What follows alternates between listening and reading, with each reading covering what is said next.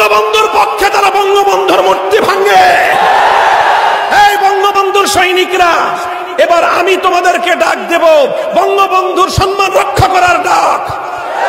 আমরা তোমাদেরকে ডাক দিব, কবরের মধ্যে বঙ্গবন্ধুর আযাব না হওয়ার জন্য যেই পন্থা অবলম্বন করতে হয় সেই পন্থা অবলম্বন করবার ডাক। আমরা ডাক দেব বঙ্গবন্ধুর কন্যা শেখ হাসিনাকে ঘুম থেকে জাগ্রত করবার ডাক। আল্লামা ওবায়দুল হক রহমতুল্লাহ আলাইহি জাতীয় মসজিদ বাইতুল মুকাররমের মিম্বার থেকে বললেন, এটা ইসলামের মধ্যে নাই। সুতরাং সারা দেশের সমস্ত মসজিদগুলো থেকে এক বাক্যে এই সন্ত্রাসবাদের বিরুদ্ধে দৃঢ় কণ্ঠে আওয়াজ উচ্চারিত হলো। খতিব ওবায়দুল হক রহমতুল্লাহ আলাইহির নেতৃত্বে 3.5 লক্ষ মসজিদের মিম্বারের এই এক আওয়াজ বাংলাদেশ থেকে সন্ত্রাসবাদকে নির্মূল করে দিয়েছে। আজকে বাংলাদেশ বিরোধী, বাংলাদেশের অস্তিত্বের বিরুদ্ধে সবচেয়ে বড় এক চ্যালেঞ্জ এবং হুমকি হলো মাদক।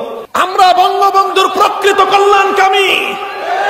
যারা বঙ্গবন্ধুর মৃত্যুর পরে তার মূর্তি বানায় কবরের মধ্যে বঙ্গবন্ধুকে আযাবের মুখোমুখি করছেন, তারা সত্যিকার অর্থে বঙ্গবন্ধু